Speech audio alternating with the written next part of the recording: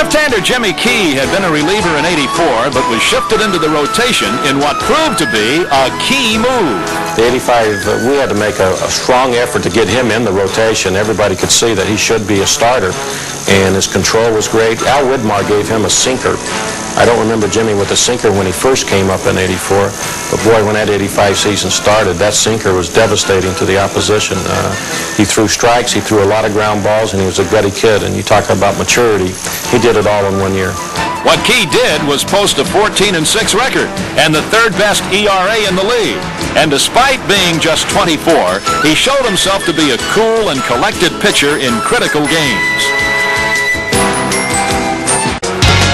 Toronto countered with Jimmy Key, who had all but been forgotten in the postseason, having pitched just 3 innings in relief in the playoffs. Come on, Jimmy! And against his first batter, Key looked a little rusty. Nixon has his second hit of the series. His first since the first inning of Game 1. He slapped one into right, and the Braves have the lead man on.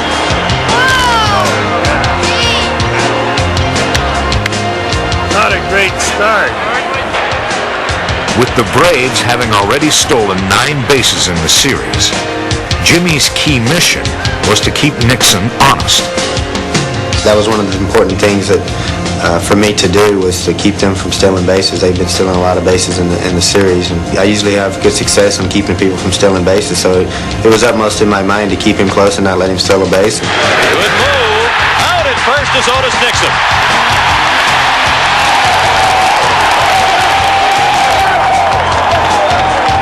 And that kind of set the tone for the game to let them know that, if you do get on first, you got me to deal with. You're just not going to be able to run wild.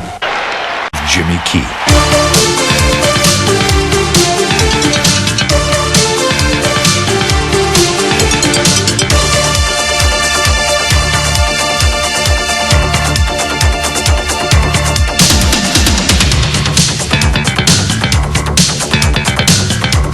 The Braves go quickly in order against Jimmy Key in the 4th. Jimmy Key working on the shutout. It's 1-0 Toronto. He has retired 15 in a row. Jimmy Key works another 1-2-3 inning. It's stretch time, but they're coming to their feet anyway for Jimmy Key.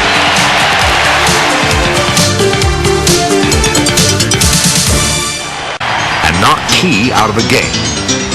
The 9-year Blue Jay had been magnificent, and the fans let him know it.